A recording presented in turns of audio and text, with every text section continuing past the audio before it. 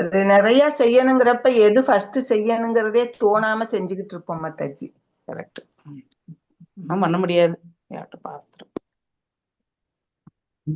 கடவுள் பின்னாலேயே இருக்கிறார் மாதாஜி, புஷ் பண்ணிக்கிட்டே இருப்பார்.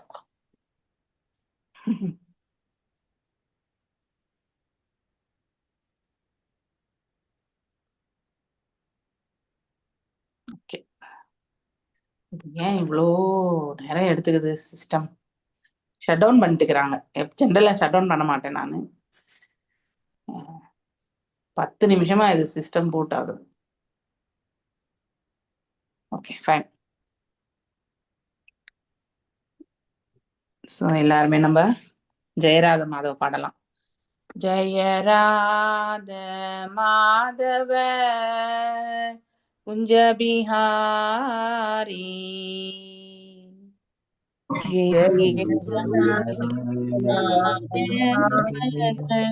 குஞ்ச பிஹாரி ஜயராத மாதவ குஞ்ச பிஹாரி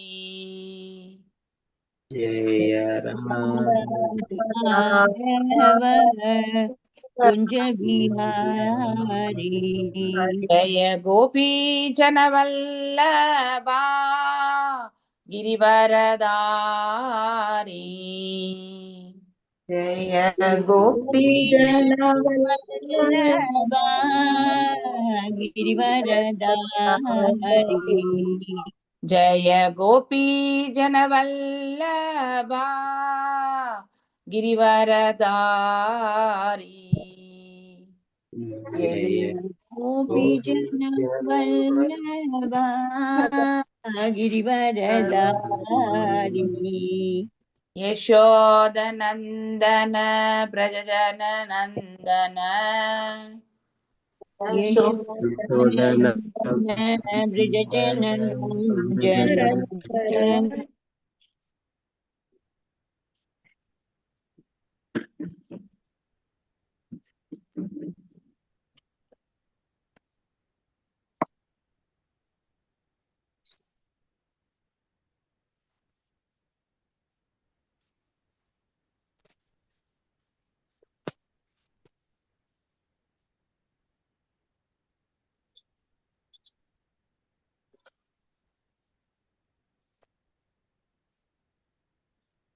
யசோதநந்தன பிரஜஜன ரஞ்சன யசோதா நந்தன பிரஜன ரஞ்சன யமுன வீராவனச்சாரி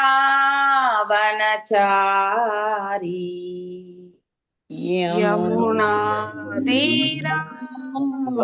தீராவனஜாரி யமுன தீராவனச்சாரி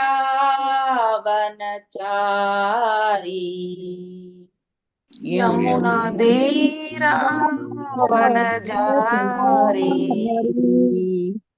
ராத மாதவ குஞ்ச பிஹாரி ஜெய ராத மாதவ குஞ்ச விகாரி ஜய ராத மாதவ குஞ்ச பிஹாரி ஜய ராத மாதவ குஞ்ச விகாரி ஹரே கிருஷ்ணா கிருஷ்ண கிருஷ்ண ஹரே ஹரே ஹரே கிருஷ்ண கிருஷ்ண கிருஷ்ண ஹரே ஹரே ஹரே ராமா ராம ராம ஹரே ஹரே. நீங்க ஃபுல்லா பாடுங்க. ஹரே ஹரே கிருஷ்ணா ஹரே கிருஷ்ணா கிருஷ்ண கிருஷ்ண ஹரே ஹரே ஹரே ராம ராம ராம ராம ஹரே ஹரே. ओम नमो भगवते वासुदेवाय। ओम नमो नमो भगवते वासुदेवाय। ओम नमो भगवते वासुदेवाय। ओम नमो भगवते वासुदेवाय। नारायणं नमस्कृत्यां नारायणं नमस्कृत्यां नरं चैव नरोत्तमं नरोत्तमं देवीं सरस्वतीं व्यासं देवी सरस्वती ततो जयमुदीरयेत्। ततो जयामुदीरये। नष्टप्रायेषु अभद्रेषु नष्टप्रायेषु भद्रेषु नित्यां भागवत सेवयाम् भगवत सेवया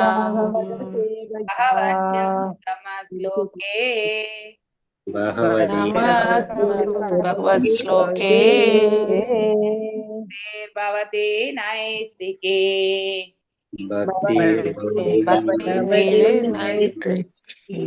Reading from Bhagavatam, நாலாவது காண்டம் 27வது அத்தியாயம் 9வது ஸ்லோகம். माताजी prayers sorry माताजी हरे कृष्ण சொல்லுங்க afterwards. ஹரே கிருஷ்ணா. மாதாஜி மீனிங் சொல்றப்ப பிரேயர் சொல்லுவாங்க.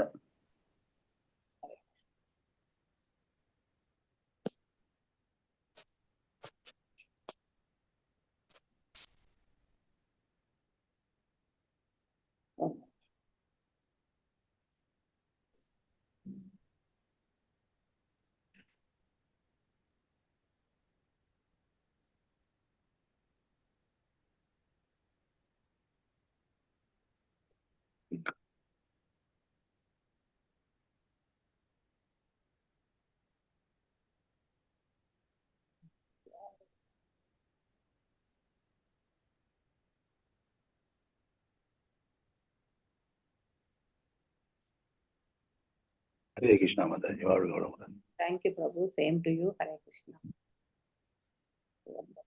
9 ஹரே கிருஷ்ணா மாதாஜி வாழ்க வளமுடன். ஹரே கிருஷ்ணா. ஸ்கிரீன் தெரியறதா எல்லாருக்கும்? தெரியுது மாதாஜி.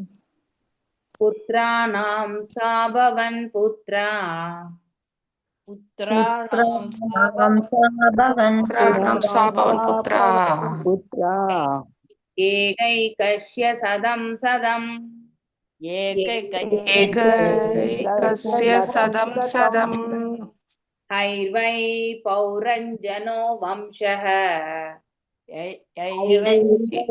यैर्वै पौरञ्जनो वंशः पञ्जालेषु समेदितः पञ्चालेषु समेदितः पुत्राणां साभवन् पुत्रा पुत्राणां साभवन् पुत्रा एकैकस्य सदं सदम् एकैकस्य सदं सदं हैर्वै पौरञ्जनो वंशः यैर्वै पौरञ्जनो पञ्जालेषु समेदितः पञ्चालेषु समेदितः पुत्राणां साभवन् पुत्रा पुत्राणां साभवन् पुत्रा कस्य सदं सदम् एकैकस्य सदं सदं हैर्वै पौरञ्जनो वंशः यैर्वै पौरञ्जनवंशः पञ्चालेषु समेदितः पञ्चालेषु समेदितः कलावती माताजी वासिंग. हरे कृष्णा माताजी. पुत्राणां चाभवन् पुत्रा एकैस्य सदं सदं यैर्वै पौरञ्जनो वंशः பஞ்சாலேசு சமேதிதக புத்ரானாம் புதல்வர்களின் ச மேலும் அபவன் பிறந்தனர் புத்ரா புத்திரர்கள் ஏக ஏகஸ்ய ஒவ்வொருவரும் சதம் 100 அவர்களால் வை உறுதியாக புரஞ்சனக மன்னர் புரஞ்சனனின் வம்சக வம்சம் பஞ்சாலேஷு பஞ்சால தேசத்தில் சமேதித பெருமளவில் அதிகரித்தது. மொழிபெயர்ப்பு: இப்புதல்வர்களுள் பல நூற்றுக்கணக்கான புதல்வர்களை ஈண்டெடுத்தனர். இதனால் பஞ்சால நாடு மன்னர் புரஞ்சனனின் பிள்ளைகளாலும் பேர பிள்ளைகளாலும் நிரம்பி வழிந்தது. பொருளுரை: புரஞ்சனன் என்பவர் உயிர் என்றும் அவர் இருக்கும் பஞ்சால நகரம் உடல் என்றும் கருதுக. உயிர் செயல்படும் களமாக விளங்குவது உடலேயாகும். இது பகவத்கீதையிலும் குறிப்பிடப்பட்டிருக்கிறது. சேத்ரே சேத்ரஞ என்று 2 மூலக்கூறுகள் உள்ளன. ஒன்று உயிர் சேத்ர. இந்த உடல் ஒரு சிறு துரும்பே என்று சிந்தித்து அறிந்து கொண்டால் மட்டுமே எந்த ஒரு உயிரும் தான் உடலால் மூடப்பட்டிருக்கிறோம் என்பதை புரிந்து கொள்ள முடியும். ஒரு சிறு சிந்தனையின் மூலம் ஒருவன் இந்த உடலானது தனது உடைமை என்பதை புரிந்து கொள்ள முடியும். இதனை ஒருவன் நடைமுறை அனுபவத்தினாலும் அதிகாரபூர்வமான சாஸ்திரங்களினாலும் அறிந்து கொள்ளக்கூடும். பகவத்கீதை 2.13 தேகினோ அஸ்மின் யதா தேகி என்று குறிப்பிடுகிறது. உடலின் தலைவனாகிய ஆத்மா உடலினுள் தான் இருக்கிறது. உடலானது பஞ்சால தேசம் அல்லது செயற்களம் எனப்படும். அதில்தான் உயிர் தனது புலன்களை அவற்றிற்கு தொடர்புடைய 5 புலனுகர்ச்சி பொருட்களான கந்த ரச ரூப ஸ்பர்ச மற்றும் சப்தம் என்பவற்றில் அனுபவித்து மகிழ்கிறான். இவ்5 பொருட்களும் நிலம், நீர், நெருப்பு, காற்று மற்றும் வானம் என்பவற்றினால் செய்யப்பட்டவை ஆகும். உலகில் பூத மற்றும் நுண் உடல்களினால் மூடப்பட்டிருக்கும் ஒவ்வொரு உயிரும் செயல்களையும் எதிர் செயல்களையும் உண்டு பண்ணுகின்றான். இச்செயல்களே இங்கு பிள்ளைகள் மற்றும் பேர பிள்ளைகளாக உருவகப்படுத்தப்பட்டிருக்கின்றன. 2 வகையான செயல்கள் மற்றும் எதிர் செயல்கள் இருக்கின்றன. அவை புண்ணிய செயல்கள் மற்றும் பாவச் செயல்கள் ஆகும். இவ்வாறு நமது உலக தோற்றம் பல்வேறு வகையான செயல்கள் மற்றும் எதிர் செயல்களினால் மேற்பூச்சுக்கு ஆளாகிறது. இது தொடர்பாக ஸ்ரீல நரோத்தமதாச தாகூர் கூறுகிறார். கர்ம காண்ட ஞான காண்ட கேவல விசேர பாண்ட அமிர்த பலியா ஏபா காய நானா யோனி சதாபிரே ததர்ய பசச்சன கரே தார ஜன்ம அதர் பாதே யாயா. பலன் தரும் செயல்களும் மனயூகங்களும் விஷம் நிறைந்த கிண்ணங்களாகும். இவற்றை அமிர்தம் என்று கருதி பல்வேறு உடல்களை பெற்று கடமையாக போராடியே தீர வேண்டும்.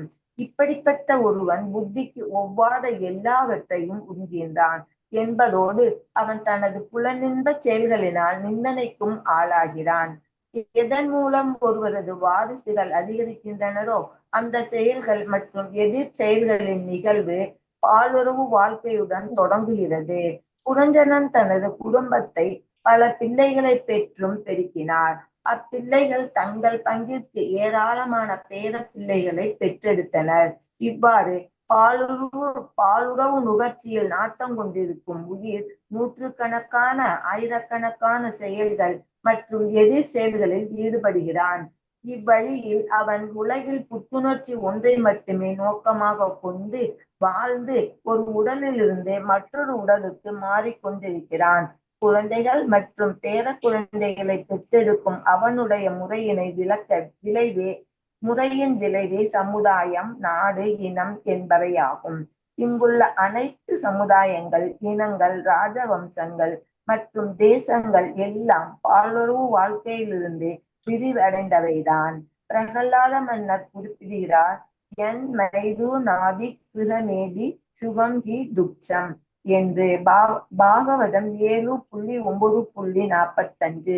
கிரகமேதி என்பவன் பௌதீக வாழ்விலேயே நீடித்து இருக்க வேண்டும் என்று விரும்புபவன் ஆவான். அவனது ஒரே இன்பம் சிற்றின்பவாதிகளின் எண்ணிக்கையை அதிகரிப்பதில் தான் இருக்கிறது. அவன் சிற்றின்பத்தில் திளைத்து குழந்தைகளை பெறுகிறான். அக்குழந்தைகள் தங்கள் பங்கிற்கு அவனுக்கு பேர குழந்தைகளை பெற்று கொடுக்கின்றனர். இவ்வழியில் பூமியில் மக்கள் தொகை மிகவும் அதிகரிக்கிறது. பின்னர் உடனடியாக உலக இயற்கையினால் தூண்டப்படும் எதிர்விளைவுகள் போர், பஞ்சம், கொள்ளை நோய், நிலநடுக்கம் போன்ற வடிவங்களில் தோன்றுகின்றன. இவ்வாறு மக்கட்தொகை மறு உற்பத்தி செய்யப்படுவதற்காக மீண்டும் அழிக்கப்படுகிறது. இம்முறை பகவத்கீதையில் 8.19 மீண்டும் மீண்டும் படைத்தல் மற்றும் அழித்தல் என்று விளக்கப்பட்டிருக்கிறது. பூத்வா பூத்வா பிரலீயதே. கிருஷ்ண உணர்வு இன்மையினாலேயே மனித சமுதாயம் என்ற பெயரில் அனைத்து படைத்தலும் அழித்தலும் நடைபெறுகின்றன. இச்சக்கரம் மனிதனுக்கு ஆத்மா மற்றும் முழுமுதற் கடவுளை பற்றிய அறிவின்மையால் தொடர்ந்து சுழல்கின்றது. ஹரே கிருஷ்ணா மாதாஜி. தேங்க்யூ மாதாஜி. தேங்க்யூ மாதாஜி. ஹரே கிருஷ்ணா.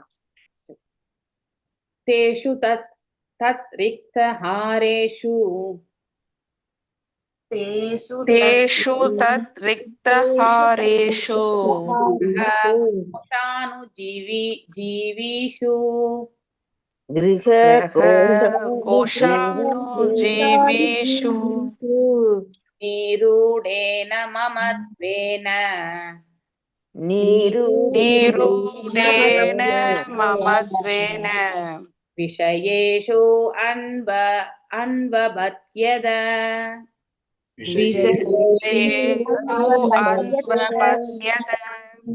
தேஷு தத்ரிக்தஹாரேஷு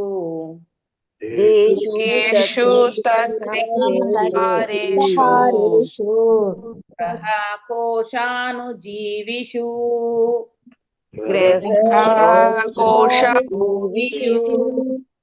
நீரூடேன மமத்வேன நீரூடேன மமத்வேன விஷயேஷு அன்பபத்யதஹ விஷயேஷு அன்பபத்யதஹ தேஷு தத்ரிக்தஹாரேஷு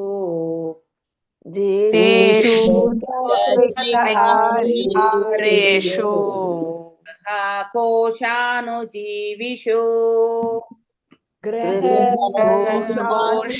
கோஷானுஜீவிஷு நீரூடேன மமத்வேன நீரூடேன மமத்வேன விஷயேஷு அன்பபத்யதஹ விஷயேஷு அன்பபத்யதஹ. நமாலி ஷியாம மாதாஜி. ஹரே கிருஷ்ணா மாதாஜி. ஹரே கிருஷ்ணா மாதாஜி. ஓம் நமோ பகவதே வாசுதேவாய. ஓம் நமோ பகவதே வாசுதேவாய. ஓம் நமோ பகவதே வாசுதேவாய.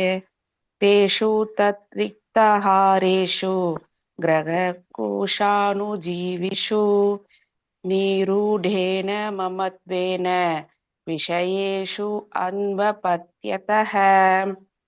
தேஷு அவர்களுக்கு தத் ரிக்தஹாரேஷு அவர் செல்வத்தை கொள்ளையடிப்பவர்கள், கிரக இல்லம், கோஷ கஜானா, அனுஜீவிஷு பின்பற்றுபவர்களுக்கு, நீரூடேன ஆழமாக வேரூன்றி இருத்தல், மமத்வேன பற்றுதலினால், விஷயேஷு புலனுகர்ச்சி பொருட்களுக்கு, அன்பபத்யத கட்டுப்பட்டவரானார். மொழிபெயர்ப்பு. இக்குழந்தைகளும் பேர குழந்தைகளும் மன்னர் புரஞ்சனின் செல்வங்களான அரண்மனை, கஜானா, வேலைக்காரர்கள், செயலர்கள் போன்றவற்றை கொள்ளையடிக்கும் கொள்ளைக்காரர்களாக விளங்கினார். இப்பொருள்களிடத்து புரஞ்சனின் பற்று மிகவும் ஆழமான வேரூன்றி இருந்தது. பொருளுரை. இச்லோகத்தில் செல்வத்தை கொள்ளையடிப்பவர்கள் என்று பொருள்படும் ரிக்தஹாரேஷு என்னும் சொல் குறிப்பிடத்தக்கது. ஒருவனது குழந்தைகள், பேர குழந்தைகள் மற்றும் வாரிசுகள் எல்லாம் இறுதியில் அவன் சேர்த்து வைத்திருக்கும் செல்வத்தை கொள்ளையடிப்பவர்களே ஆவார். போற்றுதலுக்கும் பாராட்டுதலுக்குரிய எத்தனையோ தொழில் அதிபர்களும் ஆலை அதிபர்களும் ஏராளமான செல்வத்தை சம்பாதித்து பொதுமக்களால் புகழப்பட்டிருக்கின்றனர். ஆயினும் அவர்கள் செல்வம் அனைத்தும் இறுதியில் அவர்கள் குழந்தைகளினாலும் பேர குழந்தைகளினாலும் கொள்ளையடிக்கப்படுகின்றன. ஒரு இந்திய தொழிலதிபர் மன்னர் புரஞ்சனைப் போல் சிற்றின்பத்தில் மிக விருப்பம் கொண்டு 12 மனைவிகளை மணந்திருந்தார்.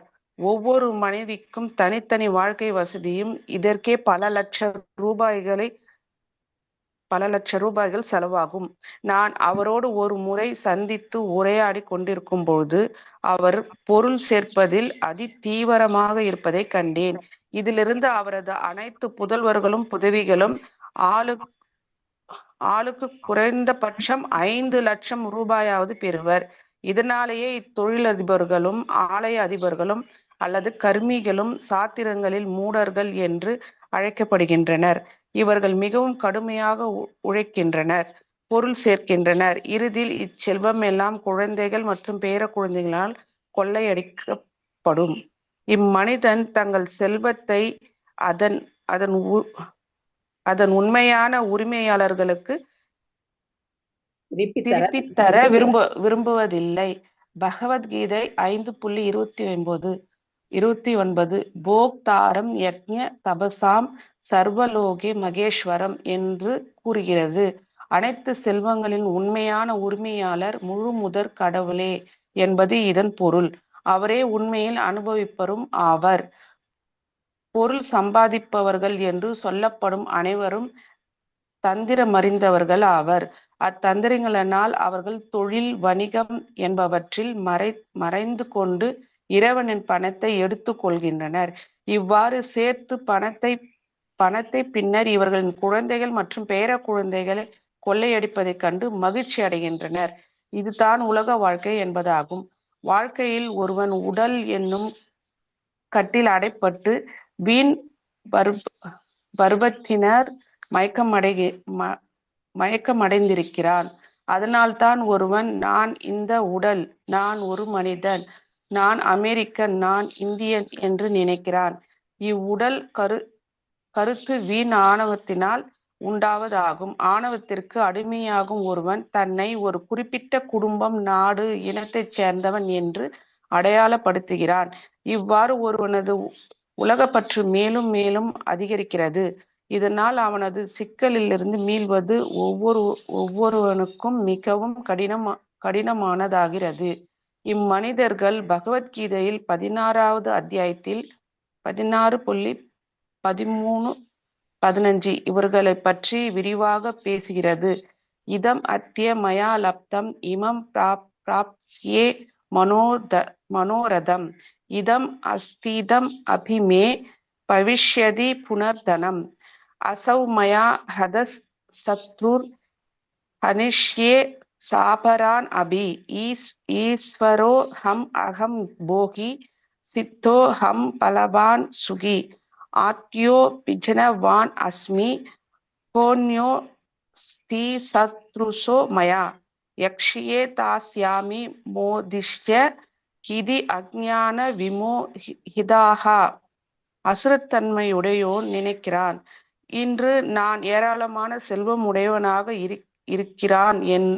எனது திட்டங்களின்படி நாளை இதைவிட அதிகம் பெறுவேன். இன்று இருப்பது அனைத்தும் எனதே. எதிர்காலத்தில் இது மேலும் மேலும் அதிகரிக்கும். இவன் எனது பகைவன், அதனால் இவனை நான் கொன்றேன். மேலும் எனது எல்லா பகைவர்களும் கொல்லப்படுவர். நானே எல்லாவற்றிற்கும் தலைவன், நானே அனுபவிப்பேன். நான் நிறைவுடையவன், ஆற்றலுடையவன், மகிழ்ச்சி உடையவன். நானே பெரும் பணக்காரன், மேற்குடி உறவினர்களால் சூழப்பட்டிருப்பவன். என்னை போல் வேறொரு பணக்காரனாகவும் மகிழ்ச்சியானவும் இல்லை. நான் வேள்விகளை செய்வேன், தானம் செய்வேன், அதனால் மகிழ்ச்சி அடைவேன். இவ்வாறு அவர்கள் அறியாமையினால் மயக்கப்பட்டிருக்கின்றனர். இவ்வழியில் மக்கள் பல்வேறு கடின உழைப்புகளில் ஈடுபடுகின்றனர். மேலும் உடல், வீடு, குடும்பம், தேசம், இனம் என்பவற்றில் மீதான அவர்களது பற்றும் மேலும் மேலும் ஆழமாக வேர் ஊன்றுகிறது. ஹரே தேங்க்யூ மாதாஜி. ஹரே கிருஷ்ணா மாதாஜி. இந்த 2 ஸ்லோகம் வாசிக்கலாம் இன்னைக்கு நம்ம. ஏன்னா 2 பெருசா இருக்கு, அடுத்த ஸ்லோகம் ரொம்ப பெருசா இருக்கு. பத்மா மாதாஜி நாளைக்கு நீங்க வாசிங்க. ஹரே கிருஷ்ணா. पुत्राणां साभवन् पुत्रा ये गैष्य सदं सदम् हैर्वै पौरञ्जनो वंशः பஞ்சாலேஷு சமேதிதः பஞ்சாலேஷு பஞ்ச அப்படின்னு இந்த உடலுக்கு மாதாஜி prayer. ஹரே கிருஷ்ணா prayer சொல்லல மாதாஜி. சொல்றேன் ஸ்கிரீன் தெரியறதா? ஹரே கிருஷ்ணா. ஓமிராந்தஸ்ய ஞானாஞ்சனய ஷலாக்கய சக்ஷுருன்மிலிதம் ஏன தஸ்மை ஸ்ரீ குரவே நமः. श्रीचैतन्यमनोभीष्टं स्थापितं येन भूतले स्वयं रूपा गदा मह्यं ददाति स्वापदान्तिकम्. हे कृष्णा करुणा सिन्धु दीनबन्धु जगत्पते गोपेशा गोपिका कान्ता राधकान्त नमस्तुते. तप्त काञ्चन गौरांगी राधे वृन्दावनेश्वरी ऋषभानुसुते देवी प्रणमामि हरिप्रिये. वाञ्छकल्पतारुभ्यश्च कृपा सिन्धुभ्येव च पतितानां पावनेभ्यो वैष्णवेभ्यो नमो नमः. जय श्री कृष्ण चैतन्य प्रभु नित्यानंद श्री अद्वैत गदाधर श्रीवासादि गौर भक्त वृंद. हरे Krishna Krishna Krishna Hare Hare Hare Ram Ram Ram Hare Hare. So reading from Bhagavatam 27வது அத்தியாயத்துல 9, 10 2 ஸ்லோகங்கள் நாம் இன்னைக்கு பார்ப்போம். இங்கே பஞ்சாலேஷு அப்படின்னா இந்த உடலுக்கு தான் பஞ்சாலேஷு. பஞ்சம் என்று ஏன் வந்ததுன்னா 5 பொருட்களால் ஆனது இல்லையா? அதாவது நிலம், நீர், காற்று, ஆகாயம் மற்றும் அக்னி இல்லையா? இந்த 5 அதாவது வஸ்துக்களால, பௌதிக பண்புகளால, அதனால ஆனது அப்படிங்கிறதுனாலதான் பஞ்சாலேஷு என்று சொல்லப்படுகிறது. ஸோ இந்த 2 வியாக்கியானத்திலையுமே நம்ம படிக்கக்கூடியது என்னன்னா, வாழ்க்கையில நாம் எல்லாருமே நமக்குன்னு ஒரு குடும்பம் இல்லையா? நம்ம குடும்பத்துல நம்ம பிள்ளைகள், அதுக்கடுத்து அவங்களுடைய பிள்ளைகள், இப்படி நாம ஒரு ஸ்டெப்பாவே நாம எடுத்துட்டு போறோம். நமக்கு இருக்கக்கூடிய ஆஸ்திகள், ஸோ அந்த ஆஸ்திகளை பிற்காலத்துல நம்முடைய பிள்ளைகள், அவங்களுடைய பிள்ளைகள், இப்படி அனுபவிக்கக்கூடிய அந்த நிலைக்கு செல்கின்றது. அதை எப்படி இந்த உடல்ல இருக்கக்கூடிய கூறுகளோட ஒப்பிடுறாங்க அப்படிங்கிறது தான் இந்த கருத்து. ஸோ நாம் எவ்வாறு இந்த புலன்களை எல்லாம் நாம உபயோகப்படுத்துறோம் இல்லையா அப்படிங்கிறத நாம இந்த இடத்துல படிக்க போறோம். இப்புதல்வர்களுக்கு பலர் நூற்றுக்கணக்கான புதல்வர்களையும் ஈன்றெடுத்தனர். இதனால் பஞ்சால நாடு மன்னர் புரஞ்சனின் பிள்ளைகளாலும் பேரப்பிள்ளை நிரம்பி வழிந்தது. ஏன்னா 1100 ஆண் பிள்ளைகள், 110 பெண் பிள்ளைகள் அப்படின்னா அவங்களே அந்த சிட்டி முழுதுமே இருப்பாங்க இல்லையா? அப்படின்னா ஒரே ஃபேமிலியே. ஸோ அது எதனோட சொல்லிக்கலாம், ஒரு ஜீவனுடைய செயல்பாடுகள் அனைத்துமே இந்த உடலுக்கு சம்பந்தப்பட்ட செயல்கள் என்று நாம படிக்கிறோம். ஓகே. புரஞ்சனன் என்பவர் உயிர், அதாவது இந்த ஜீவன் என்று சொல்லப்படுவது. அவர் இருக்கும் இந்த நகரம் எதுனாக்கா இந்த உடல் இல்லையா? ஸோ உயிர் செயல்படும் களமாக விளங்குவது உடலே ஆகும். இந்த ஜீவன் எந்த இடத்துல இயங்கின்றிருக்கு? இந்த உடல் என்னும் களத்துலதான் இல்லையா? கஷேத்திரஜ்ஞம் இல்லையா? கஷேத்திரம் என்பது இந்த உடல், கஷேத்திரஜ்ஞன் என்பவன் இந்த உடலுக்கு உரிமையாளன் இல்லையா? இந்த ஒரு உடலுக்கு மட்டும் உரிமையாளன் கஷேத்திரஜ்ஞன். ஸோ யூனிவர்சல் கஷேத்திரஜ்ஞன் யாரு? எல்லா ஹிருதயங்களிலுமே இருக்கக்கூடிய பரமாத்மா. இந்த பகவத்கீதையிலும் இது பகவத்கீதையிலுமே நம்ம கஷேத்திரஜ்ஞ விபாக யோகத்துல படிக்கிறோம் இல்லையா? 2 மூலக்கூறுகள் உள்ளன. ஒன்று உயிர் கஷேத்திரம். இந்த உடல் ஒரு சிறு துரும்பே என்று சிந்தித்து அறிந்து கொண்டா மட்டுமே எந்த ஒரு உயிரும் தான் உடலால் மூடப்பட்டிருக்கின்றோம் என்பதை புரிந்து கொள்ள முடியும். இந்த கஷேத்திரம் என்பது இந்த உடல், கஷேத்திரஜ்ஞன் என்பவன் இந்த ஜீவன். இந்த ஜீவன் இயங்கி கொண்டிருப்பது அந்த பரம்பொருளால். சோ இந்த இத்துணூண்டு இருக்கக்கூடிய நம்ம கண்ணுக்கே புலப்படாத அந்த ஜீவன் இந்த உடலுக்குள்ள மறைக்கப்பட்டிருக்கின்றது என்பதை, ஒரு ஜீவன் மூடப்பட்டிருக்கிறது என்பதை புரிந்து கொள்ள வேண்டும். அதுதான் அவன் செய்ய வேண்டிய செயலும் கூட, அதுதான் ஞானமும் கூட. இந்த உடலுக்கும் ஆன்மாவுக்கும் 2க்கும் இடையே இருக்கக்கூடிய சம்பந்தத்தை தெரிந்து கொள்வதே உண்மையான ஞானம், த ரியல் நாலேஜ். அதன் பிறகு இது எவ்வாறு இயங்குகின்றது, அந்த பரம்பொருளினால இயங்குகின்றது என்பதையும், இந்த ஜீவனுக்கும் அந்த பரமாத்மாவுக்கு இடையே இருக்கக்கூடிய சம்பந்தத்தை பற்றி தெரிஞ்சுக்கிறது அது விஞ்ஞானம் இல்லை. எப்படி இந்த சம்பந்தம் ஏற்படுகிறது, பகவான் நமக்கு என்ன கொடுக்கிறார், அப்படிங்கிறது எல்லாமே புரிஞ்சுக்கிறது, அனைத்துமே இறைவனை பற்றி தெரிந்து கொள்வது வந்து விஞ்ஞானம் என்று சொல்லப்படுவது. ஒரு சிறு சிந்தனையின் மூலம் ஒருவன் இந்த உடலானது தனது உடைமை என்பதை புரிந்து கொள்ள முடியும். இதுதான் ஒண்ணு நமக்கு இருக்கக்கூடிய ப்ராப்பர்ட்டி. அதாவது இதை நம்ம ஒரு வஸ்து தான், ஒரு எந்திரம் தான். இதை உபயோகப்படுத்தி நாம செவ்வனே செயல்படுத்தணும். இதனை ஒருவன் நடைமுறை அனுபவத்தினாலும் அதிகாரப்பூர்வமான சாஸ்திரங்களாலும் அறிந்து கொள்ளக்கூடும். எஸ், ரெஃபரன்சஸ் எல்லாமே இப்ப நம்ம பகவத்கீதை 2nd சாப்டர் படிச்சாலே நாம உடல், ஆன்மா இது எல்லாமே ரொம்ப அழகா பகவானே எடுத்துரைக்கிறார் இல்லையா? ஸோ அதிகாரப்பூர்வமான சாத்திரங்கள் அதுதான் இல்லையா, ரிலீஜியஸ் பிரின்சிபல்ஸ் இல்லையா.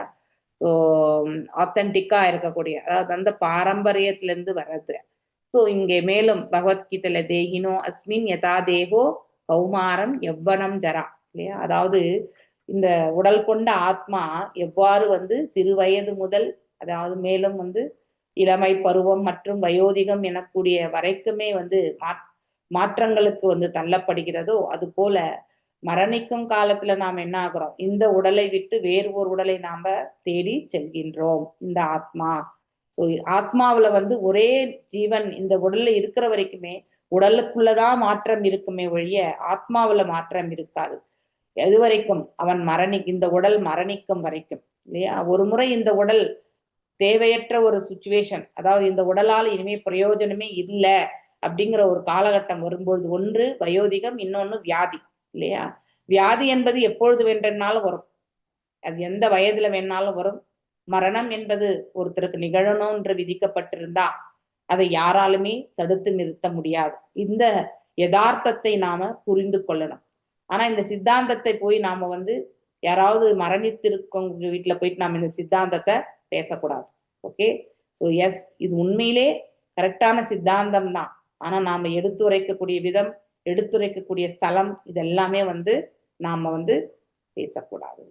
we should understand and then அவங்களுக்கு ஒரு நற்கதி வரட்டும்ன்ற பிரார்த்தனைகள், மேலும் வந்து ஒரு ஜபமோ ஏதோ செய்யலாமே ஒழிய, இது இப்படி சொல்லப்பட்டிருக்கு ஆனால் நீ ஏன் வருத்தப்படுற அப்படின்லாம் போயிட்டு நம்ம வந்து அந்த கால சூழ்நிலையில அந்த காலகட்டத்துல நம்ம கண்டிப்பா எடுத்துரைக்க கூடாது. இதுதான் நாம பிலாசபி தெரிஞ்சவங்க செய்யக்கூடிய தவறுகள். நம்ம மனசுக்கு புரியறது, ஆனா அவங்க ஏத்துக்கூடிய மனசுல இருப்பாங்களா? ஏன்னா அவங்க உடல் தளத்துல இருந்தா நாம போயிட்டு சொன்னோம்னா இவங்களுக்கு நடந்தாதான் தெரியும் அவங்க வீட்டுல இழப்பு அப்படின்னு அவங்க திருப்பி நம்மளையுமே சொல்லக்கூடிய ஒரு சுச்சுவேஷனுக்கு நாம தள்ளப்பட்டு விடுவோம். அதனால பிலாசபியை வந்து எந்த இடத்துல எப்படி அப்ளை பண்ணணும் அப்படிங்கறத வந்து நாம நன்னா புரிஞ்சுக்கின்னு பேசணும் இல்லையா. உடலின் தலைவனாகிய ஆத்மா உடலில் தான் இருக்கிறது. உடலானது பஞ்சால தேசம் என்னும், அதாவது செயற்களம், கஷேத்திரஜம் என்று சொல்ல, அதில் தான் உயிர் தனது புலன்களை அவற்றுக்கு தொடர்புடைய 5 புலன் நுகர்ச்சி பொருட்கள் இல்லையா, அதாவது வாசனை, கந்தம் என்பது வாசனை, ரசா என்பது ருச்சி இல்லையா, ரூபம் என்பது ஃபார்ம் இல்லையா, ஸ்பர்ஷம் என்பது தொடுதல், சப்தம் என்பது சவுண்ட் இல்லையா, அதாவது பார்த்தீங்கன்னாக்க ஓசை என்பவற்றில் அனுபவித்து மகிழ்கின்றான். ஸோ நம்ம 3rd கேண்டோ பாகவதம்லேயே படிச்சிருக்கோம் இல்லையா. முதல்ல ஆகாயம், ஆகாயத்திலிருந்து சப்தம் வருகின்றது இல்லையா. நம்ம உடல் எனக்கூடிய இந்த பூமி இல்லையா, இந்த பூமி வந்து இதுக்குள்ள வந்து வெற்றிடமா இருக்கக்கூடியது ஆகாயம், அதிலிருந்து ஏற்படுவது தான் இந்த ஓசை. ஸோ மேல வெளிப்புறத்துல இருக்கக்கூடிய இந்த பஞ்சமகாபூதங்களுடைய செயல்பாடுகள் அனைத்துமே இந்த உடல்ல நாம கண்டிப்பா பார்க்க முடியும் இல்லையா. ஸோ இதுல வெற்றிடமா இருக்கிறது வந்து சப்தம்.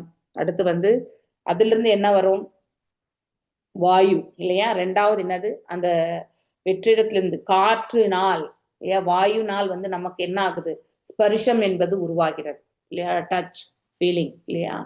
ஸோ அது கைகள் அப்படின்னு நம்ம அந்த புலனோட ஒப்பிடப்படும், ஞானேந்திரியங்களுக்கு வந்து ஒப்பிடுறோம் இது எல்லாமே. ஸோ அதுக்கப்புறம் இந்த டச் ஃபீலிங்னால என்ன ஆகுதுனாக்கா, நெக்ஸ்ட் வந்து நீர் இல்லையா. நீர் வந்து என்ன கொடுக்குது நமக்கு, ருச்சியை குடிக்கிறது இல்லையா. நீர் வந்து நமக்கு சுவை குடிக்கிறது. ஸோ அது நம்ம நாக்குடைய செயல்பாடு இல்லையா, அதனோட ஒப்பிடப்பட்டிருக்கு. மேலும் நீர்லேருந்து நெருப்புல இருந்து அதுக்கப்புறம் தான் நீர், சாரி வாயிலிருந்து நெருப்பு, நெருப்பிலிருந்து நீர், அதுக்கப்புறம் தான் வந்து பூமி. ஓகே, இப்படி இந்த ஃப்ளோ கரெக்டா வரணும். ஃபர்ஸ்ட் ஆகாயம், அதுக்கு அடுத்து வாயு, அதுக்கப்புறம் வந்து ரூபம் இல்லையா. இப்போ ஒரு தொடுதல் எனக்கூடிய உணர்வு வந்து நமக்கு ஏற்படுகிறது. ஆனா காற்று வந்து நம்ம எப்பவுமே ஃபார்மை வந்து கரெக்டா பார்க்கவே முடியாது. ஆனா அதே ஜோரா வந்து காற்று அடிக்கும் போது அந்த மண்ணும் சேர்ந்து வந்து சுழற்றி அடிக்கும் பொழுது அது ஒரு ஷேப் நம்ம வந்து பார்க்குறோம் இல்லையா. ஸோ நெக்ஸ்ட் இது என்னது ஆக்சுவலி, அதாவது அக்னி இல்லையா. அக்னி உருவாகிறது இந்த காற்றினால். ஒரு மூங்கில் இன்னொரு மூங்கிலோட உராயும் பொழுது ஸோ நெருப்பு என்பது அதாவது உருவாகிறது. ஸோ காற்றினால் தான். இப்ப நீங்க அடுப்பே பத்த வச்சாலும் கூட, விறகு வச்சுட்டு அடுப்பு பத்த வைக்கிறீங்க, அங்கே காற்று என்பது இருந்தால் ஒழிய அது வந்து அக்னி வந்து வராது.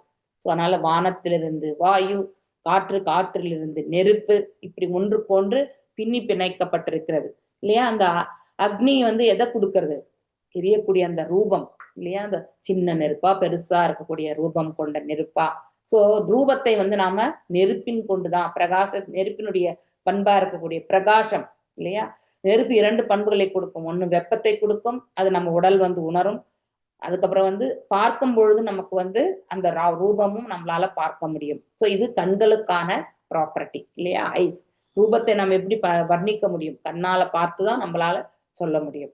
ஸோ மேலும் நெக்ஸ்ட் வந்து அந்த ரூபம் அடுத்து அதுக்கப்புறம் வந்து நீர் இல்லையா. நெக்ஸ்ட் வந்து நீரினுடைய சுவை இல்லையா. நீர் வந்து சுவைக்கும். ஸோ அந்த ரூபம் சுவை. அதுக்கடுத்து வந்து இந்த அந்த அதே நீர், மழை நீர் வரும்பொழுது என்ன ஆகும்னாக்கா, பூமிக்கு போகும்பொழுது மண் வாசனை வரும். ஸோ மண் என்பது இந்த பூமிக்கு சம்பந்தப்பட்டது இல்லையா. அதுல இருந்து என்ன என்ன என்ன பண்பை நம்ம பார்க்கிறோம், அதாவது இந்த இடத்துல பொருட்கள் என்னென்ன புலனுகர்ச்சி பொருட்களை பார்க்கிறோம், அந்த இடத்துல வாசனையை வந்து பார்க்கிறோம் இல்லையா. ஸோ இப்படி இந்த 5மே நம்ம 3வது கேண்டோல படிச்சிருக்கோம். ஓகே, நீங்க மீண்டும் அதை வந்து ரீகலெக்ட் பண்ணணும் போயிட்டு. ஸோ இங்கேயும் நீட்டா சொல்லியிருக்காங்க. ஸோ இதை வச்சு கூட நீங்க படிச்சுக்கலாம். இன்னும் படிக்கணும்னா டெப்தா நீங்க எவ்வாறு அது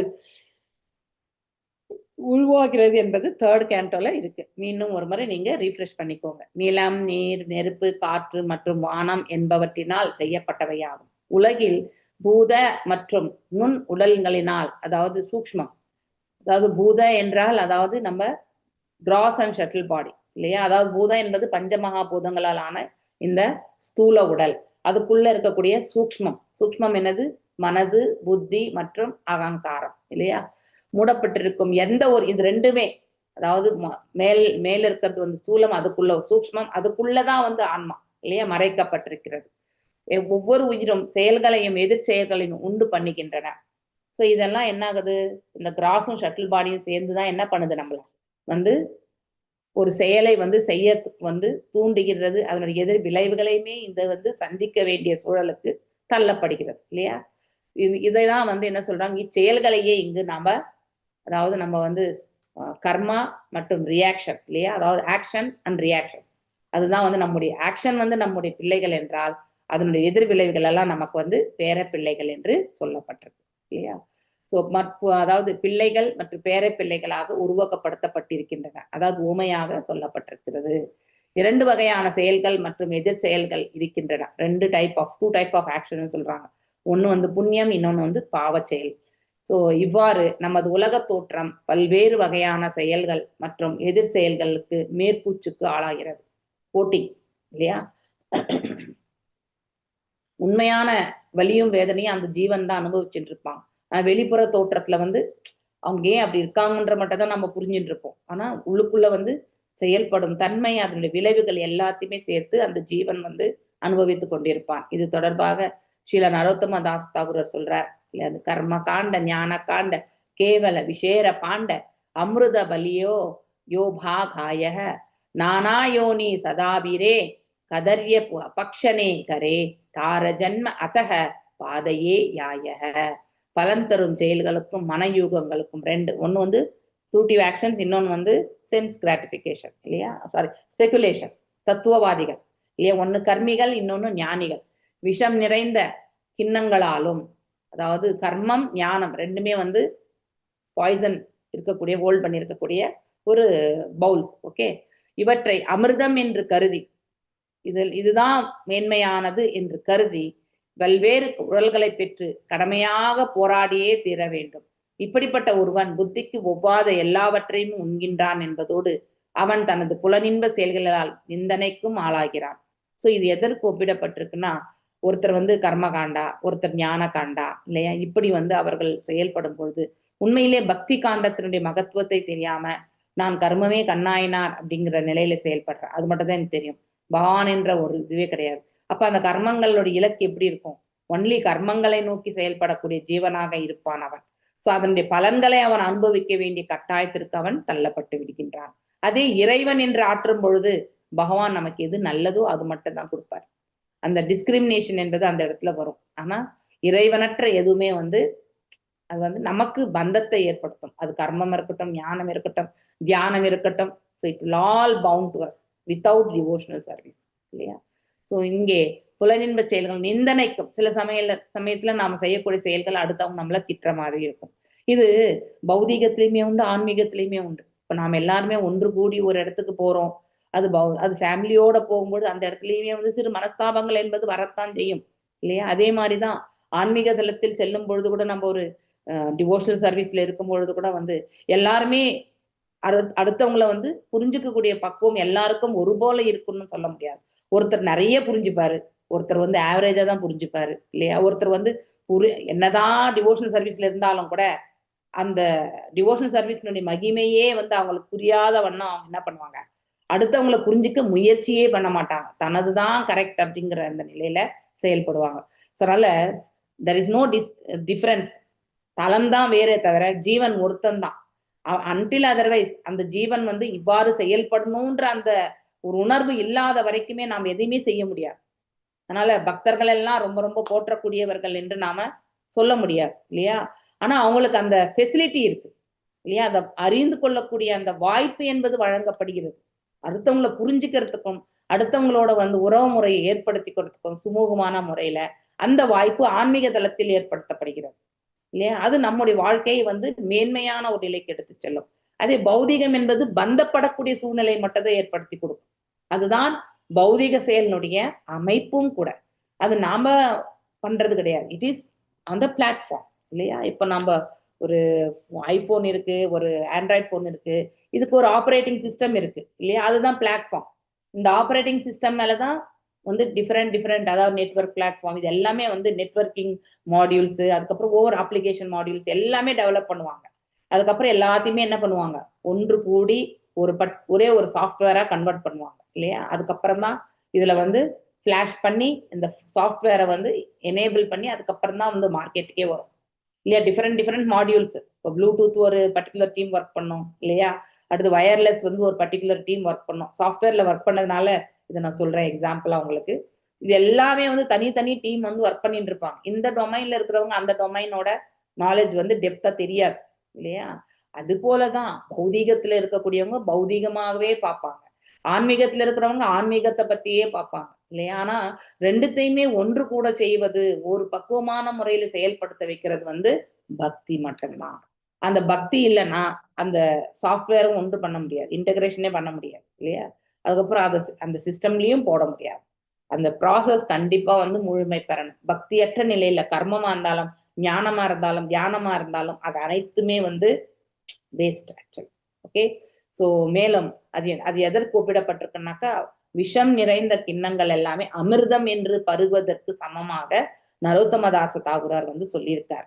ஸோ அவை அனைத்துமே இந்த புலனின்பம் பலன் கருதும் இத்தகைய செயல்கள், வறண்ட தத்துவங்கள், இதைத்தான் அது எடுத்துரைக்குமே தவிர உண்மையான வேதாந்தத்தை பற்றி அது எதுவுமே, புரிந்து கொள்ள வேண்டிய வேதாந்தம் எதுவுமே அவங்களுக்கு கண்டிப்பா போய் சேராது. எதன் மூலம் ஒருவது வாரிசுகள் அதிகரிக்கின்றனரோ அந்த செயல்கள் மற்றும் எது செயல் நிகழ்வு பாலுறு வாழ்க்கையிடம் தொடங்குகிறது. ஸோ ஆரம்பமே எங்கிருந்து வருது? பிள்ளைகள் எல்லாமே பெறணும் தாம்பத்தியத்திலிருந்து தான் தொடங்குகிறது. அது போல நம்முடைய சுக துக்கங்கள் அனைத்துமே நம்முடைய ஆசைகள், இல்லையா? நம்ம எதன் மீது பற்றுதலை அதிகமாக வைத்திருக்கின்றோமோ அந்த பற்றுதலினுடைய செயல்படும் தன்மையிலிருந்து நமக்கு எல்லாமே உற்பத்தி ஆகிறது, இல்லையா? ஒன்றின் மீது ஆசை கொள்றது தவறு கிடையாது. ஆனா அந்த ஆசை நம்மளை எவ்வாறு கர்ம பந்தனத்திற்கு ஆட்கொள்ளப்படும் என்பதை புரிஞ்சுட்டு செய்யணும், இல்லையா? ஸோ அதை நம்ம அதை யோசிக்கிறதே கிடையாது. ஏன்னா நம்ம இமீடியட்டா நம்ம என்ன பண்றோம், நம்மள நாம எக்ஸ்பிரஸ் பண்ணிடுறோம். அடுத்தவங்க பேசுறதுக்கு கூட நாம அவகாசம் தருவது கிடையாது. புரஞ்சனன் இதுதான் மனிதனுடைய வாழ்க்கையும் கூட. அதாவது 99% மனிதர்கள் இப்படித்தான் இருப்பாங்க. ஓகே, ஸோ எக்ஸப்ஷனா இருக்கக்கூடியவங்க அந்த பரமாத்மாவை உணர்ந்தவர்களா இருப்பாங்க. அவங்கதான் எக்ஸப்ஷன். மேலும் விட்டு கொடுக்கக்கூடிய தன்மை, அடுத்து வந்து நம்ம அதெல்லாமே நம்ம வந்து நிறைய கல்டிவேட் பண்ணிக்கணும். சொல்றது சுலபம் தான் இங்க, ஆனா பயிற்சி பண்றது ரொம்ப ரொம்ப கடினம் இது இல்லையா? பக்தி என்பது சிம்பிள் தான், ஆனா இந்த ஆஸ்டாரிட்டிஸ் எல்லாம் நம்ம ஃபாலோ பண்ணாதான் பக்தியுமே நமக்கு ஸ்திரப்படுத்தும். எப்பவுமே நம்ம அடுத்தவங்க நம்மளை வந்து நிந்திக்கக்கூடிய அந்த செயல்களே நம்ம மனசுல உழண்டுட்டே இருந்தாக்கா அது அவங்களுடைய கர்மம் என்று நம்ம விட்டுவிடணும். நாம அதோட போய் நம்ம டச் பண்ணிக்கவே வேண்டாம் இல்லையா? நாம கரெக்டுன்னு அவங்களுக்கு ப்ரூவ் பண்ண அந்த செயல் செய்தோம்னாலே அடுத்து அவங்க நம்ம மேல வெறுப்பை தான் வந்து காட்டுவாங்க. ஏன்னா நோபடி லைக்ஸ் பின் பாயிண்டிங் இல்லையா? யாருக்குமே வந்து பிடிக்காது. நம்ம வந்து அடுத்தவங்களுடைய குற்றத்தை வந்து எடுத்துரைக்கிறது வந்து அவங்களுக்கு கண்டிப்பா பிடிக்காது. நம்ம தவறு என்பதை வந்து சுட்டி காட்டினால் யாராவது ஒருத்தர் அதை ஏற்றுக்கொள்ளக்கூடிய மனப்பக்குவம் இருக்கா? கண்டிப்பா கிடையாது. ஆனா நாம ரைட்டுன்னு ப்ரூவ் பண்ணிட்டாதான் நமக்கு நிம்மதியா இருக்கும். இந்த ஒரு ஆட்டிடியூடும் நமக்கு உண்டு இல்லையா? ஸோ அந்த ஒரு நிலை வந்து நமக்கு என்றைக்குமே மன நிம்மதியை கொடுக்காது.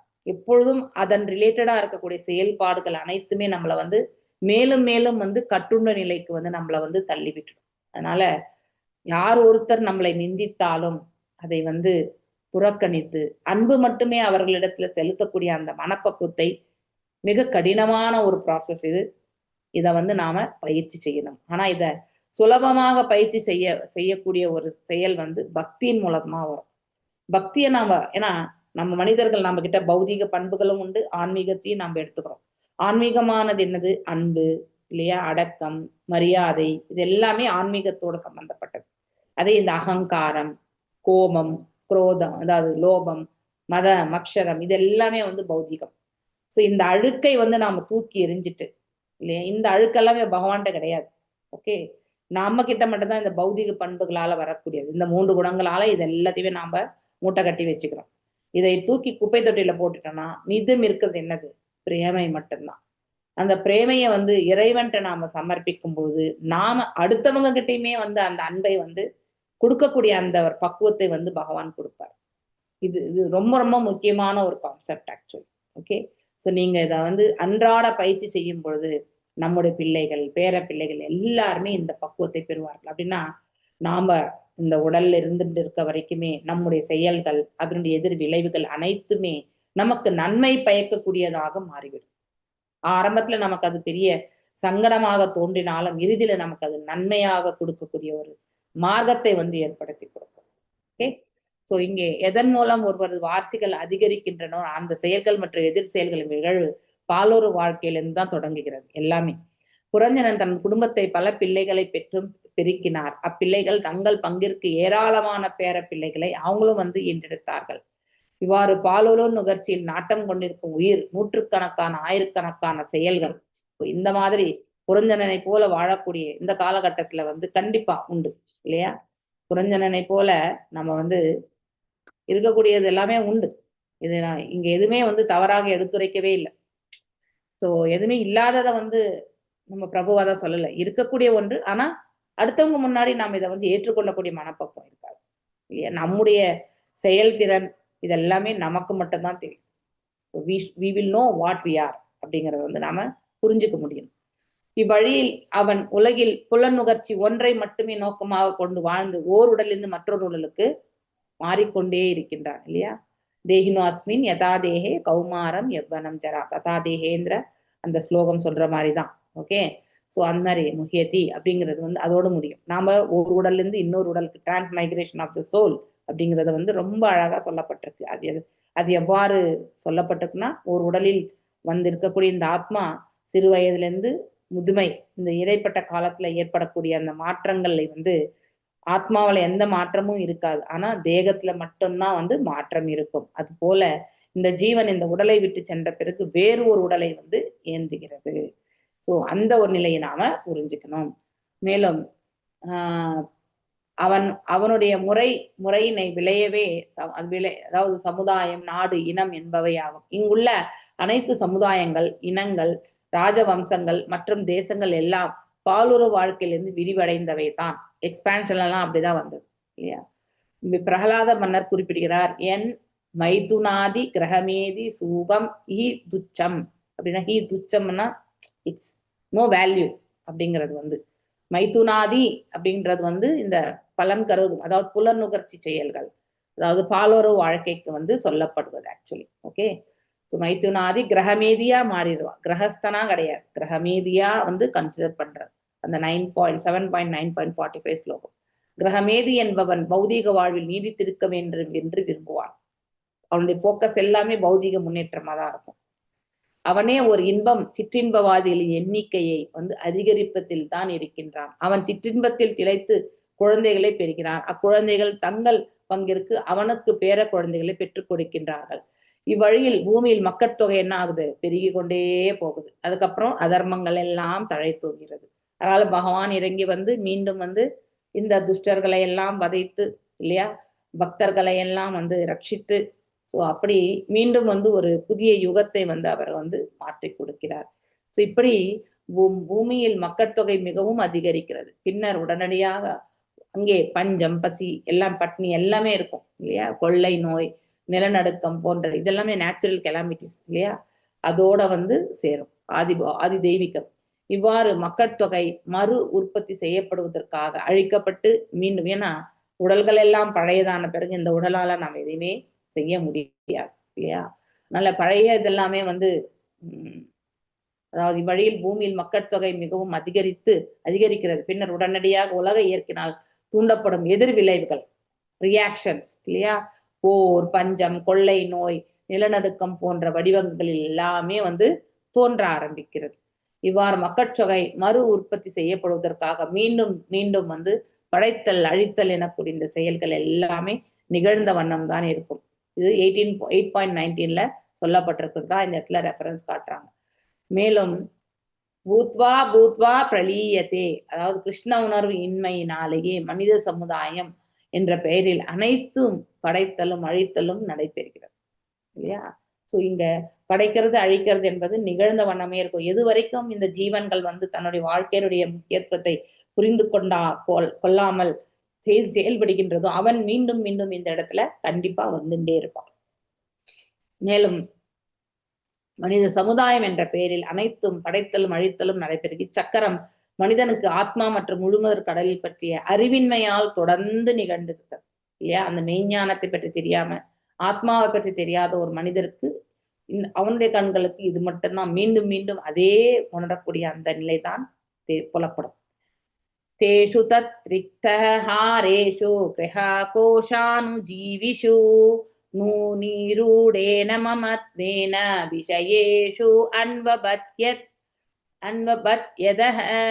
இக்குழந்தைகளும் பேர குழந்தைகளும் பின்னர் என்ன பண்ணுவாங்க, அதாவது புரஞ்சனின் செல்வங்கள், அரண்மனை, கஜானா, வேலைக்காரர்கள் மற்றும் செயலர்கள் போன்றவற்றை கொள்ளையடிக்கும் கொள்ளைக்காரர்களாக விளங்குகின்றன. அப்படின்னா எனக்கு இது வேணும், எனக்கு அது வேணும் இல்லையா, கேட்குறோம் இல்லையா. ஸோ ஒரு வீட்டில் வந்து ப்ராப்பர்ட்டி ஷேர் பண்ணுறாங்க, வயசாயிடுச்சு, இனிமே அப்பா அம்மா என்ன பண்ணுறாங்க, இந்த ப்ராப்பர்ட்டி நீ வச்சுக்கோ, அந்த ப்ராப்பர்ட்டி நான் வச்சுக்கோன்னும் பொழுது நாம் என்ன பண்ணுறோம், ஸோ நம்முடைய ப்ரிஃபரன்ஸை சொல்லி நமக்கு பிடிச்சதே அப்பா அம்மா கொடுக்கணுன்றது அந்த ஒரு எதிர்பார்ப்போடு இருந்து இல்லையா, அப்பா அம்மா கொடுக்கறத வந்து வாங்கிக்கிறதுல வந்து கொள்ளையடிக்கிறது கிடையாது. இட் இஸ் லைக் ஒருத்தருக்கு ஒருத்தருக்கு ரெஸ்பான்சிபிலிட்டிஸ் மாறுறது. ஆனா அதையே நான் எனக்கு இது வேண்டும்னு சொல்லிட்டு அதை அடையிறாங்க பாருங்க, அது இட் இஸ் ஈக்குவல் டு திருட்டு தான் இல்லையா, இட் இஸ் கொள்ளை. ஓகே, இப்பொருட்களிடத்து புரஞ்சனின் பற்று மிகவும் ஆழமாக வேண்டு, ஏன்னா அவன் தான் நிறைய குழந்தைகள் இல்லையா, நிறைய பேர பிள்ளைகள். அவனுடைய பற்று, அதாவது இந்த ஜீவனுக்கு வந்து இங்க இருக்கக்கூடிய வஸ்துக்கள் மீது இருக்கக்கூடிய ஆர்வம் வந்து அதிகம் என்று பொருள். இச்லோகத்தில் செல்வத்தை கொள்ளையடிப்பவர்கள் அப்படின்னு சொல்லப்படுற ரிக்த ஹாரேஷு அப்படின்ற அந்த பதம் வந்து ரொம்ப குறிப்பிடத்தக்கதா சொல்லப்பட்டது. ஒருவனது குழந்தைகள், பேர குழந்தைகள் மற்றும் வாரிசுகள் எல்லாம் இறுதியில் அவன் சேர்த்து வைத்திருக்கும் செல்வத்தை கொள்ளையடிப்பவர்களே ஆவார் கண்டிப்பா. ஸோ ஏன்னா நிறைய மேக்சிமம் மெஜாரிட்டி அப்படிதான், எனக்கு பிடிச்சதுதான் நீ கொடுக்கணும். அப்பா அம்மாவுக்கு பிடிச்சதை கொடுத்து வாங்கக்கூடிய பிள்ளைகள் வந்து மிக மிக குறையும் இல்லையா. ஆனா அதே ப்ரிஃபரன்ஸோட இருக்கும், எனக்கு இந்த வீடு கொடு, எனக்கு அந்த வீடு கொடு, எனக்கு அந்த நிலத்தை கொடு, இப்படி நாம ஒரு ப்ரிஃபரன்ஸ் வச்சிருப்போம் இல்லையா. அது வந்து that is equal to like a snatching, அடுத்தவங்க கையில இருந்து நாம பிடுங்கி எடுக்கிறதுக்கான சமம்.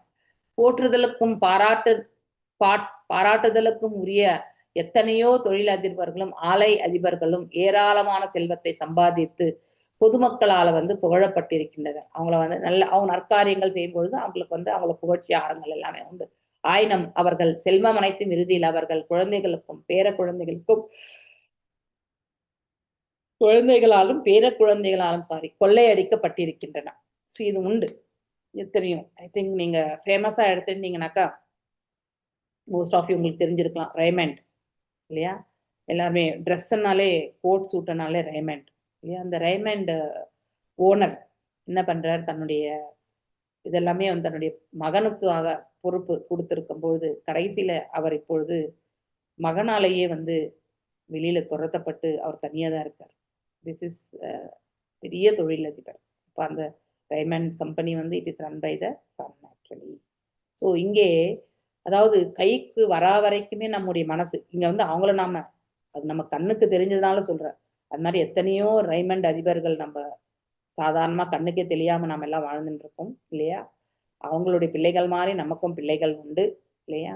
நம்ம கையில கிடைக்கிற வரைக்குமே அது மேல பற்று இல்லாம இருக்கலாம். கிடைச்ச பிறகு என்னதுன்னு அந்த உரிமை வரும்போது ஆட்டோமேட்டிக்கலி என்ன பண்றோம், அது தந்தை தாயா இருந்தாலுமே அவங்களுக்கு கூட அதுல வந்து நாம என்ன பண்றோம், we are not giving the consideration. அவங்கள பார்த்துக்கணுன்ற அந்த ஒரு உணர்வு கூட நமக்கு இல்லாம நம்ம வாழ்ந்துட்டு இருக்கோம். Even in my one of the relatives, so 3 sons, 3 ஆண் பிள்ளைகள், 10 ஏக்கர் நிலம் எல்லாத்தையுமே வந்து பிரிச்சு கொடுத்தாரு. கடைசியில இப்ப அவரை வந்து எந்த ஃபேமிலியுமே வந்து பார்த்துக்க தயாராகவே இல்லை.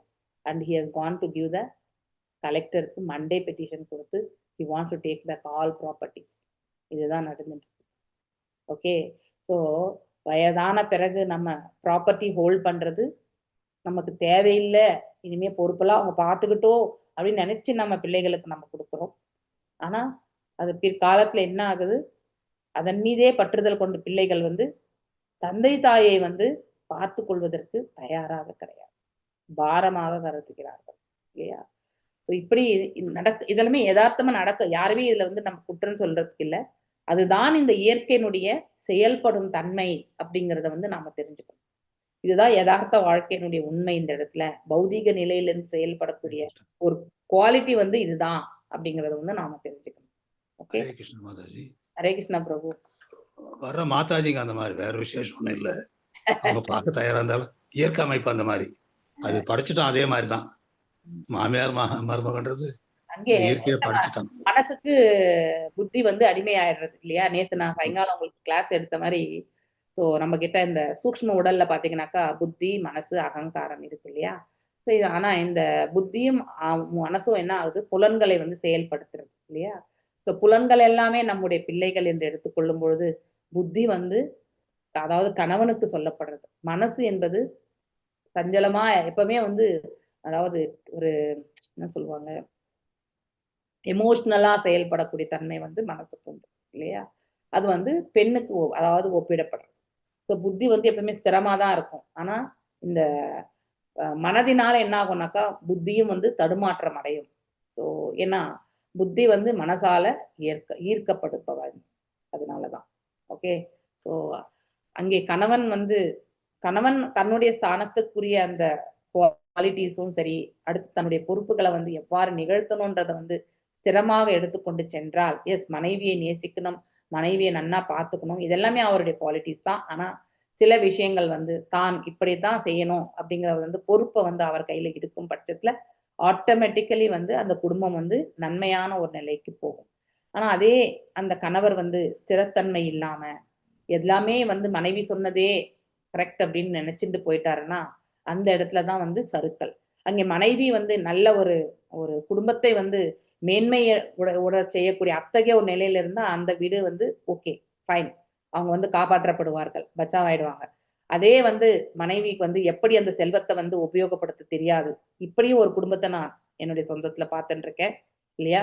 அதாவது போறதுக்கு வரத்துக்கும் ஃப்ளைட்டு இல்லையா, நைக்கி ஷூஸு இல்லையா, பிள்ளைகளை வந்து கீழே வைக்கணுமா மேலே வைக்கணுமா அப்படின்னு வளர்த்த என்னுடைய அதாவது தெரிஞ்ச அண்ணன் ஒருத்தர், அவங்களுடைய மனைவி, அவங்களுடைய 2 பிள்ளைகள். ஸோ இப்படி இருக்கும் பட்சத்துல எல்லாமே including ATM card everything is with her only.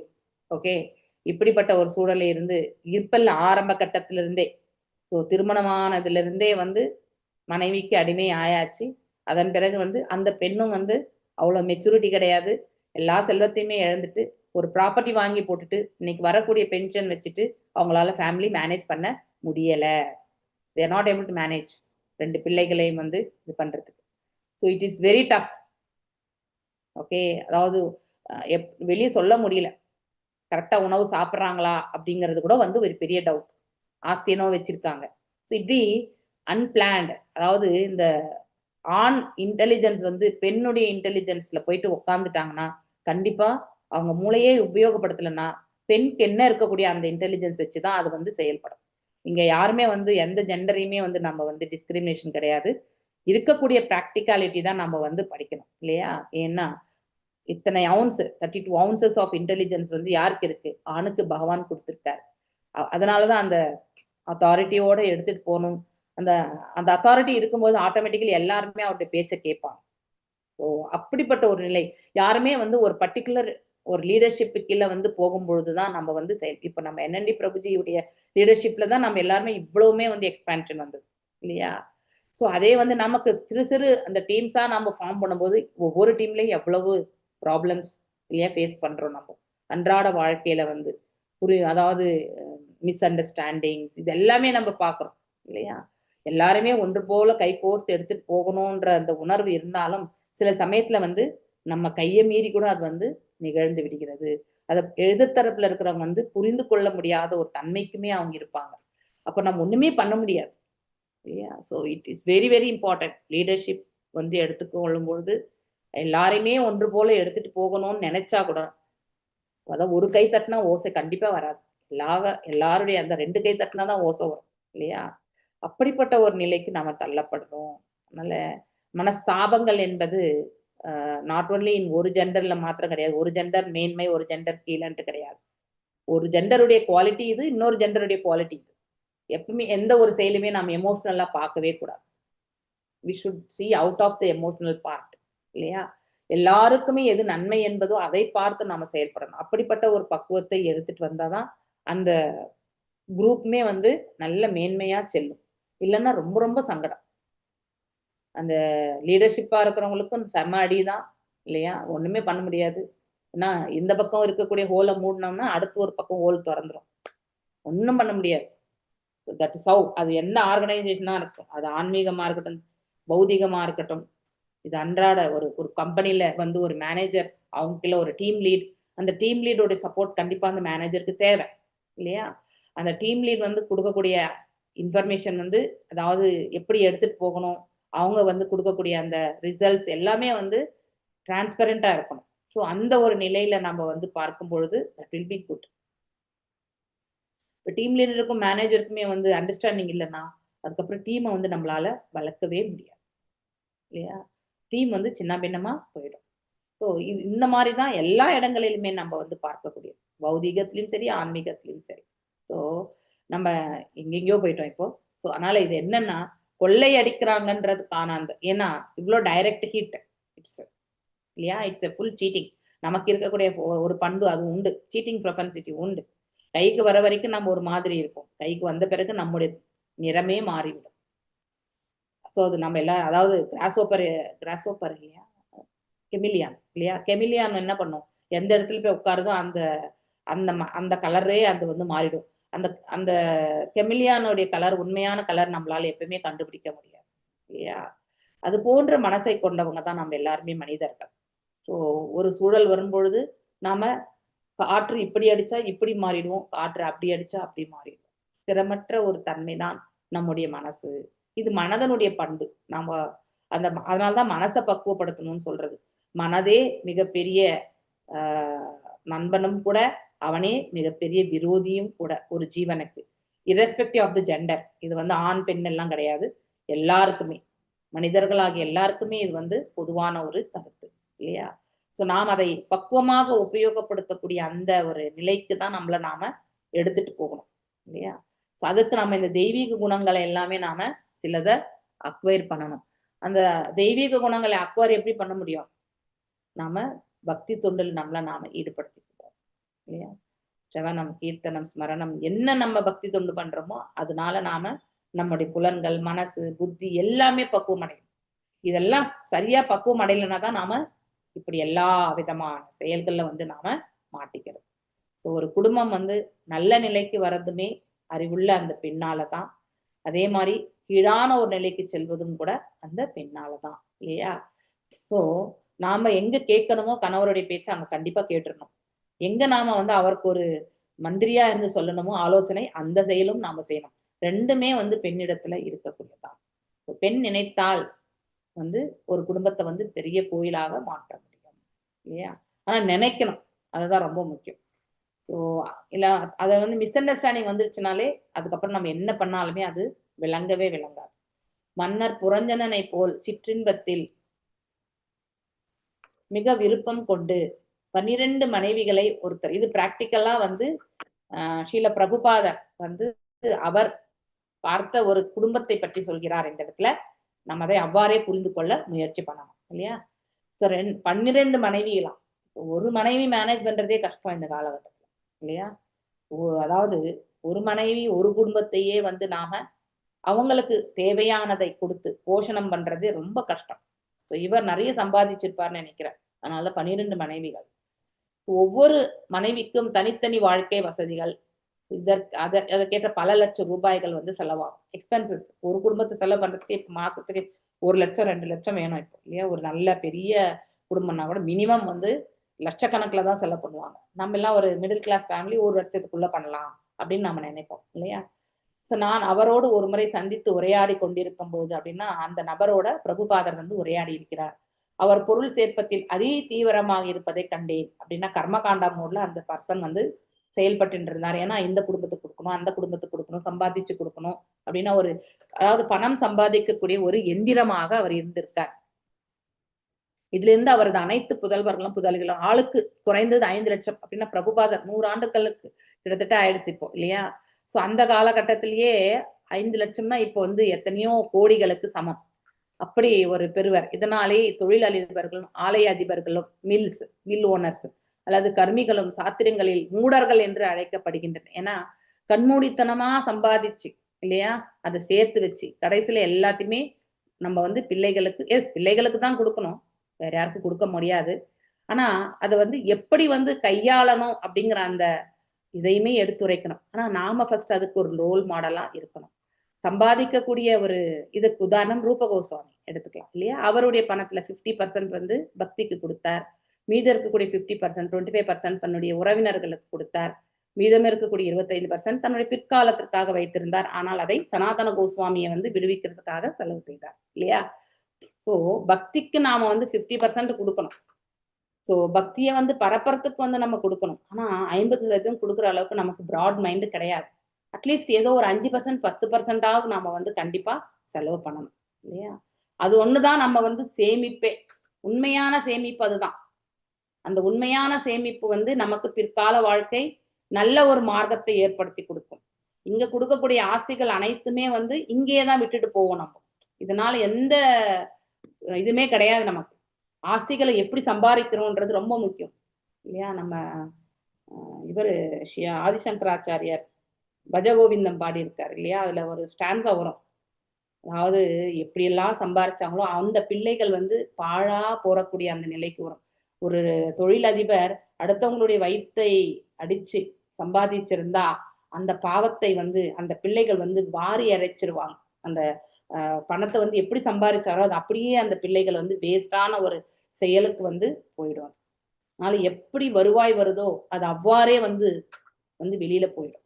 அதனால சம்பாதிக்கக்கூடிய விதத்தை வந்து நாம நேர்மையான முறையில சம்பாதிக்கணும்ன்றது வந்து ரொம்ப அனலைஸ் பண்ணணும். ஸோ இந்த ஞானத்தை வந்து இந்த பகவத்கீதை பாகவதம் வந்த பிறகுதான் எனக்கு புரியவே ஆரம்பிச்சது. அதுக்கு முன்னாடி பாவமான பணத்தை சம்பாதிக்க கூடாதுன்னு தெரியும். ஆனா அது பாவமான பணம் என்று அனலைஸ் பண்ணக்கூடிய திறன் வந்து எனக்கு கிடையாது. ஸோ அதை நான் அனுபவிச்சிருக்கேன் நான். ஸோ இந்த செயல் செய்யறதால அடுத்தவங்களுக்கு என்ன மனசு வலிக்கும், இல்லையா? அடுத்தவங்களுடைய கோட்டா என்ன? இது எல்லாருக்குமே ஈஷாவாசிய பிரின்சிபல் பிரகாரம் கோட்டா, இல்லையா? ஸோ என்னதான் இருந்தாலும் ஆவரேஜா பார்க்கும்போது ஒரு 10% ப்ராஃபிட் தான் வரும் எப்பவுமே. ஸோ ஒரு வருஷம் ஃபுல்லாவே நம்ம சம்பாதிச்சாலும் எத்தனை கோடி டர்ன் ஓவர் பண்ணாலுமே ஒரு 10% தான் லாபமே வரும் ஆவரேஜா பார்க்கும்போது. சில இடத்துல 25 வரும், சில இடத்துல 5% கூட வராது. இப்படி எல்லாமே ஆவரேஜா எடுக்கும்போது 10% தான் வரும்.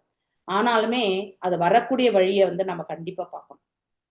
நம்ம ஆவரேஜ்ல நம்ம வந்து பாவம் பண்ணல.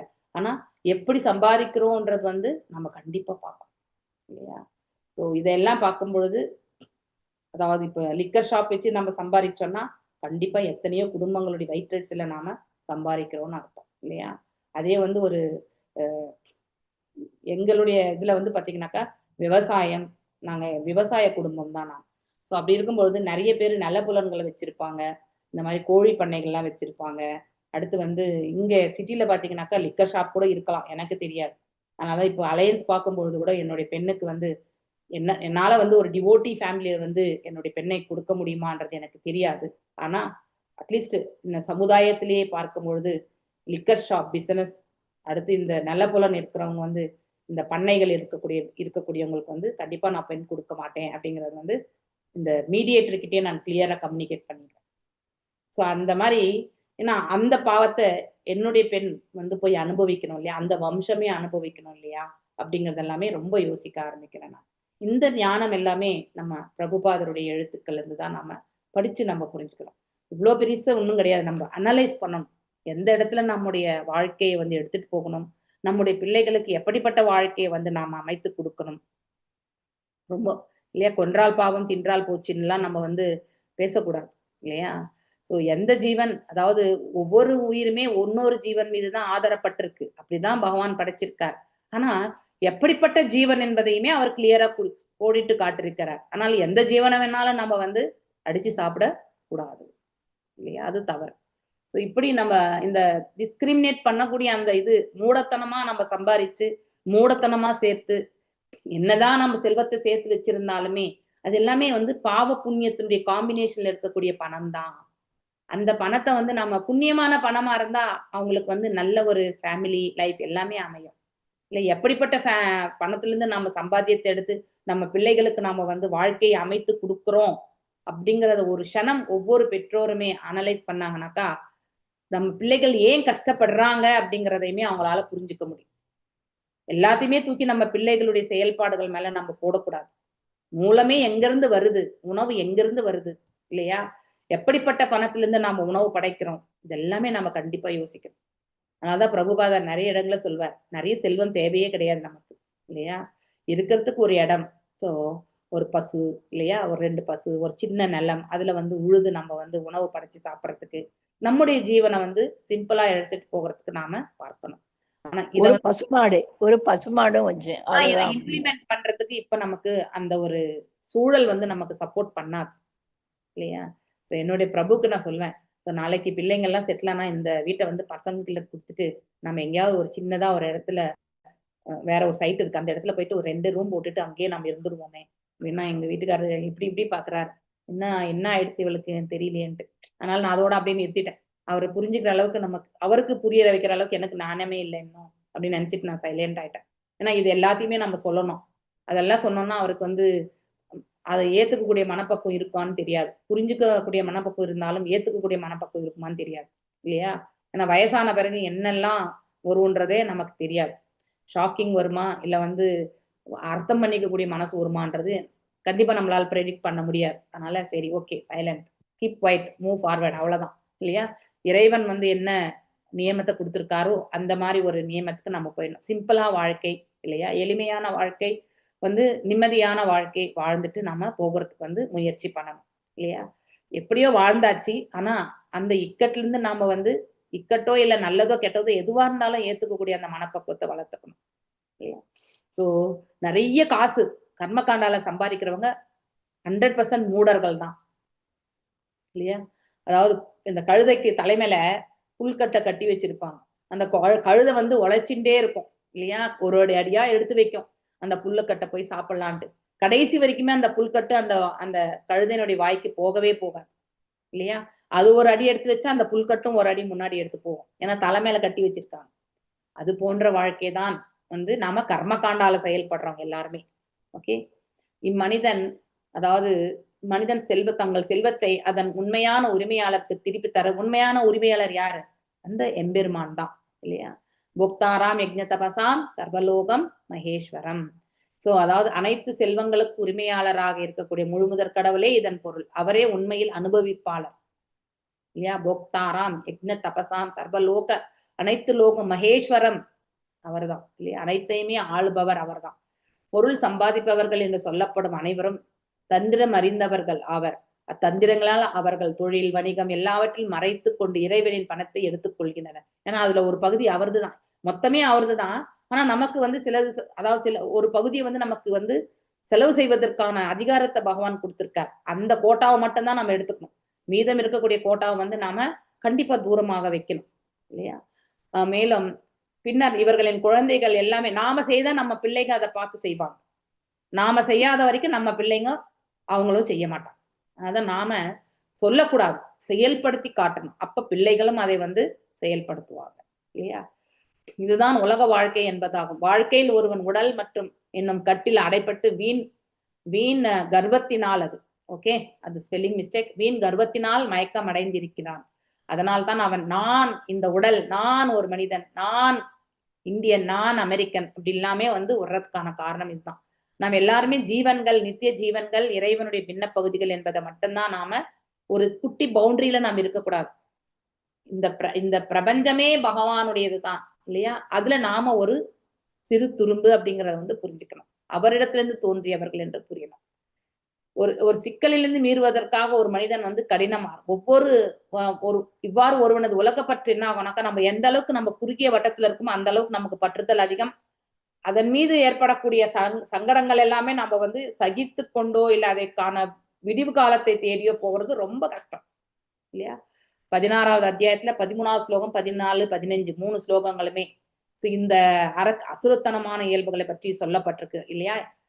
இதம் அத்தியமயா லப்தம் இமம் பிராப்யசே மனோரதம் இதம் அஸ்தீதம் அபிமே பவிஷ்யதி புனர்தனம் அசௌ மயா ஹதஹ சத்ரு நிஹானிஷ்யே சாபரான் அபி ஈஸ்வரோ அகம் போகி சித்தோ அகம் பலவான் சூகி ஆட்யோ அபிஜவான் அஸ்மி ஓ அன்யோ அஸ்தி சத்ருஷோ மயா யக்ஷயே தாஷ்யாமி மோதிஷ்ய இது அஜ்ஞான விமோகிதா. அஜ்ஞானத்துல இருக்கிறவங்களுடைய செயல்பாடுகள் இல்லையா. ஒரு ரவுடி எடுத்துக்கோங்களேன், அவன் அந்த பேட்டைக்கே ரவுடியா இருப்பான் இல்லையா. கொள்ளை எல்லாமே பண்ணுவான், வசூல் பண்ணுவான் இல்லையா. அவனுக்கு விரோதியா இருந்தா போட்டு தள்ளிடுவான். இன்னும் எத்தனையோ விரோதிகள் சமயம் பார்த்து போட்டுருவேன்னு நினைப்பான். ஒரு புறம் இந்த செயல், இதுதான் அவனுடைய அன்றாட வாழ்க்கை நிகழ்வுகள். இன்னொரு புறம் பெரிய ஹை லெவல் கனெக்ட்ஸ் எல்லாம் வச்சிருப்பான் இல்லையா. பொலிட்டிக்கல் கனெக்ட் இருக்கலாம், பணக்கார பிசினஸ் கனெக்ட் இருக்கலாம். அவங்களோட அவங்களுடைய அந்தஸ்துக்கு தகுந்த மாதிரி இவனும் பெரிய லெவல்ல இருப்பான் இல்லையா. சோ இந்த மாதிரியான இது ரொம்ப அழகான இந்த விளக்கம். இவன் எனது பகைவன், இதனால் இவனை நான் கொன்றேன், மேலும் எனது பல எதிரிகள் இருக்காங்க, அவங்க எல்லாருமே கொல்லப்படுவார்கள் இல்லையா. நானே அனுபவிப்பவன், நானே சுகிப்பவன், என்னை போல யாருமே கிடையாது செல்வந்தர் இல்லையா. சோ மேலும் என்னுடைய உறவுகள் எல்லாமே பாத்தீங்கன்னாக்கா எல்லாமே செல்வந்தர்கள். அப்படிப்பட்ட ஒரு சூழ்நிலை இல்லையா. அதாவது இந்த பௌதிக நிலையிலிருந்து நாம் இதெல்லாம் நோக்கி கொண்டே இருக்கும். நான் இதை செய்வேன், அதை பல தானங்கள், அந்த தானங்களே எப்படி இருக்கும், உபயோகமற்ற தானங்களா இருக்கும் இல்லையா. சோ அவங்க எப்படிப்பட்ட தானம் கொடுப்பாங்க, ஒரு குடிகாரனை கொடுப்பாங்க இல்லையா. இப்படிதான். சோ ஒரு என்னது ஒரு பிசினஸ் மீட்னு சொல்லிட்டு அங்க எல்லாமே அதாவது ரிலிஜியஸ் பிரின்சிபல் காம்ப்ரமைஸ் ஆகக்கூடிய செயல்கள் எல்லாமே அந்த இடத்துல நிகழும் இல்லையா. அதுலதான் அவ்வளவு பணத்தையுமே செலவு பண்ணுவாங்க இல்லையா. சூதாடுவாங்க இல்லையா. அதுக்கடுத்து தகாத உறவு முறை, குடிக்கிறது, போதைக்கு அடிமையாகிறது, இதெல்லாமே அது ஒரு ஃபீஸ்ட் நினைச்சிட்டு செய்வாங்க இல்லையா. ஆனா அதனால பல கோடிகள் அந்த இடத்துல டிரான்சாக்ஷன் நிகழும் எல்லாம், ஒருத்தருக்கு ஒருத்தர் அண்டர்ஸ்டாண்டிங் இல்லையா. இது உண்டு. இது எல்லாமே ஒரு என்னது அண்டர் வேர்ல்டு மாதிரி நடக்கக்கூடியது உண்டு இல்லையா. சோ அதனால் மகிழ்ச்சி அடைகிறேன். இவ்வளவுமே சேர்த்த பிறகு நான் ரொம்பவுமே ஆனந்தமா இருக்கேன். நிறைய செல்வம் இருந்தா நிறைய ஆனந்தம் இல்லையா. இவ்வாறு அவர்கள், ஆனா அடுத்த நிமிஷமே நம்ம பிராணன் போனா அந்த செல்வத்திற்கும் அந்த நபருக்கும் எந்த சம்பந்தமே இல்லை அப்படிங்கறது உணராமலே அந்த ஜீவன் வாழ்ந்து கொண்டிருப்பார் இல்லையா. இவ்வழியில் மக்கள் பல்வேறு கடின உழைப்புகளில் ஈடுபட்டுகிறார். மேலும் உடல், வீடு, குடும்பம், தேசம், இனம் இவற்றை மீதான அவர்களது பற்று மேலும் மேலும் ஆழமாக வேறு ஊன்றுகிறது. அந்த பற்றுதான் நம்ம வளர்க்க கூடாது. இந்த வீடு, வாசல், குடும்பம், தேசம் எல்லாவற்றுக்கும் நாம தொண்டு புரியணும். ஆனா எதிர்பார்ப்பின்றி அடுத்து பற்றற்று இருந்து நம்ம செயல்படணும். அனைத்தும் பகவானுடையது அப்படிங்கிறத எண்ணிக்கொண்டு செயல்படணும். ஓகே. வாஞ்ச கல்பதாருபியஸ்ச கிருபா சிந்துபியேவச பதீதனாம் பாவனேபியோ வைஷ்ணவேபியோ நமோ நமः. அனந்த கோடி வைஷ்ணவ விருந்த கி ஜெய். நாமச்சரிய ஹரிதாஸ் தாகூர் கி ஜெய். ஹரே கிருஷ்ணா கிருஷ்ண கிருஷ்ண ஹரே ஹரே.